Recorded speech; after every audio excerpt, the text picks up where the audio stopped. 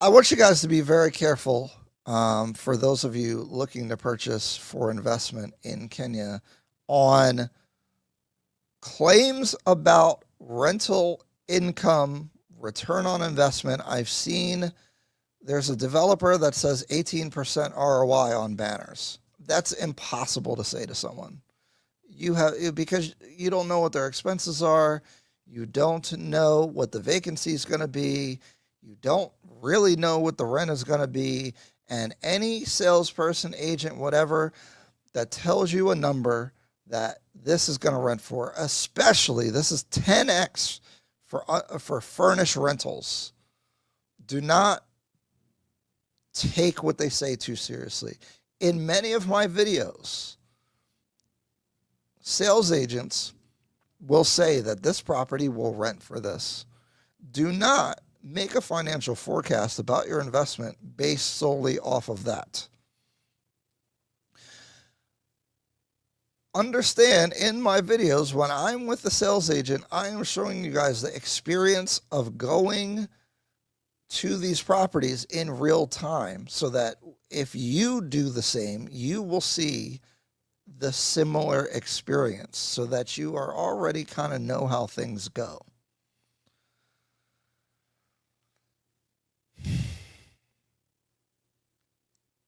What they say, you have to understand if they're a sales agent for the developer, while many of these people have high integrity and are giving you good information, their interest is for you to buy the property.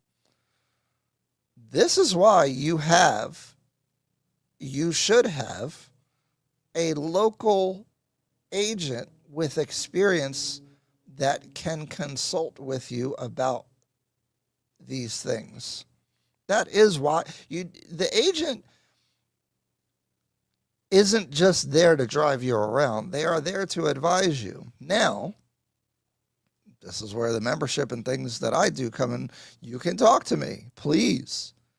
I'm seeing people that are buying property without ever going to Kenya through sales agents there, which this is okay, but they're doing it with not that much information. And that is risky. It's not the end of the world, but it is risky. You have to be really careful. Everyone's contacting me right now. You have to be incredibly careful about these things. And obviously, when you're buying a property for investment, you think, okay, well, what? And this is why I like Kenyan real estate. Um, you're thinking, okay, what's the purchase price, the closing cost, and the maintenance, which usually is going to be way less than a U.S. place. Just because here in New Jersey, like this is why real estate is a little difficult to compare. We need heating and air conditioning systems generally in our properties. We need insulation. We need a lot of different things that, because of Kenya's or Nairobi's climate in particular, you don't need a lot of that because you don't have freezing weather. We have ice that falls from the sky here in New Jersey. So we have to build things differently, and we have to spend more on maintenance for our properties. So there is low maintenance generally on these investments, but you still have to factor all these things in. The big numbers that can really turn your profitable investment upside down to be a bad investment or just lower ROI than you expected is the vacancy and what it would actually rent for. Because if you're thinking that it's going to rent for, and I'll just use US dollars, if you think that it's going to rent for $500 every month and then it only rents for 400, that dramatically changes your return on investment. And maybe you would not have purchased the property had you known that prior. Secondly, and this is even bigger, is when you're looking at Airbnb, which has much higher costs because you have to turn over the property, which isn't just in the cost of cleaning. Having people come in and out, especially on a short or midterm basis, they're going to be harder on your furniture, appliances, everything in there is going to wear much faster, which you need to calculate. Plus, then you are paying for every time to turn over the property. You need someone to manage. You need someone to get the people the keys. They're going to ask you dumb questions. They're going to ask you not dumb questions. They're going to complain about stuff. They're going to break things. And the reason why people get into the Airbnb is because they see a big potential number for the gross rent that they can get. So normally you're seeing 2 or 3 times what the unfurnished rent would be. So if you could get $500 unfurnished rental for a year, normal rental, but you don't have to put any furniture, you don't have to put appliances, you don't have to do anything. And basically you just have concrete walls. There's not a lot that they can mess up. It's a lot easier.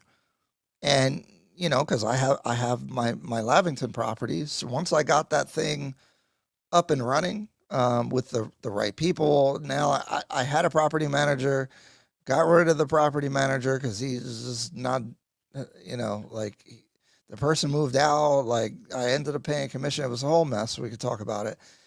Now that I'm doing it myself, it's like nothing to it. And I'm in the U.S. managing the property in Kenya, okay? But that's unfurnished. I don't think I'd be able to do that on the furnished rental. But they will tell you, okay, you can get $500 a month unfurnished, or say $1,200 a month mid short term. We'll just call it Airbnb for now. Well, that sounds good, but is anyone going to rent it? How frequently is it going to be rented? How many days out of the year is it going to be rented? Because if you get half the days in the year, you probably do good, but is it worth it? And then is that rental price that you're thinking it's going to get, is that going to get? Are you going to be able to rent it for that much? And are you going to be able to rent it frequently for that much? I'm skeptical. Less skeptical in Westlands, for sure. More skeptical, Kilimani, Kilileshwa, Lavington, for that market. But again, what I'm saying is I don't know. And so if you're making an investment based off of these numbers that people are saying, especially for furnished rentals, be careful. Now, I don't think it's, I don't think you're like at risk of losing your money or anything, but what you're projecting may not come to pass. And now you're even more invested because you're spending money on furniture. And this is the cool thing about investing in Kenya is I look at what the U.S. is just basically in the future of these other emerging markets. So if you look at what happened in the U.S., it can be predictive to what happens elsewhere. Not always, but it's like you have some insights. And everybody rushed to Airbnb in many markets because they saw these huge numbers. And then it gets too saturated. So then the price has to come down. And then some people were over leveraged and spent too much and had to get out of it. And then the prices come back down. Of course, there always will be an Airbnb. It's like AI right now. Everything all of a sudden is AI this, AI that. And there's so much money flooding into it. AI is a real thing that you can invest in.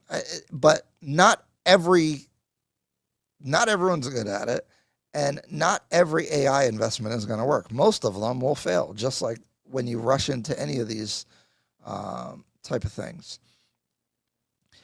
And again, the main thing I want to get across is be careful about your assumptions, because people are making claims that I don't think are support. They could be true, but I don't think there's enough underlying data to support what they're saying. And so when you're making an investment, you must be careful about that.